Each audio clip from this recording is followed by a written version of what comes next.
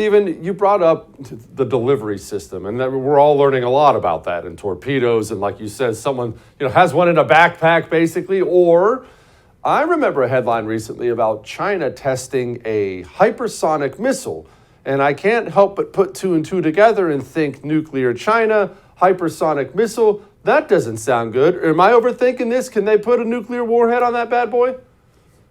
Well, I think that the science is very, very clear that they could.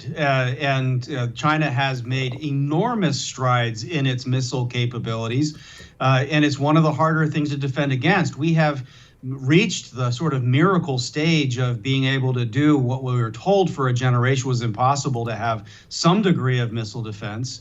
But what that did was provoke the Chinese and others who could afford to do it, and they have enough prisoner engineers that they put into their system to keep churning and churning more capable missiles, able to go farther with a greater degree of accuracy and are harder to detect.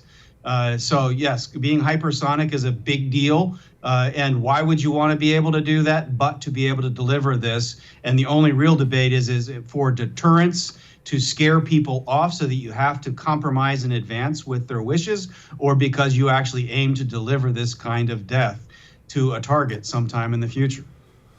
Okay, Stephen, can you, and you may not know, that's fine, but can you help me understand? All right, China, they have a missile, whether it's hypersonic or not, and they slapped a big old fat nuclear warhead to the tip of it. What do they have the ability to do, like right now? If China woke up this morning, Xi Jinping wakes up and he's got murder on his mind, can he walk down and press a button and blow up Houston in 20 minutes? That's where I'm sitting right now. What do the capabilities look like? What can they target? Can they land one of these things in a tomato can from 1,000 miles away? What are the capabilities?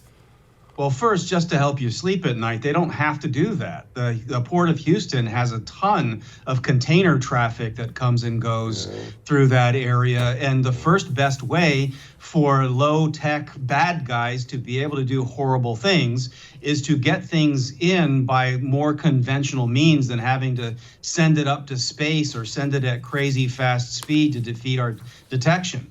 When people talk about dirty bombs or even planned explosions, this is the number one threat that we face, and we've been dealing with this for some time. But I don't think the average American has any concept whatsoever of the amount of container traffic that comes in and out of the United States, sits in our ports, and then makes its way through our country. That's the number one threat in my view. Missiles come second to that, but they can also bring a submarine all the way up near our shores, and something goes up. And most of our missile defense systems are not going to catch it in that immediate launch phase. We need it to sort of catch flight, and that's where we can meet it and try to take a bullet out with a bullet.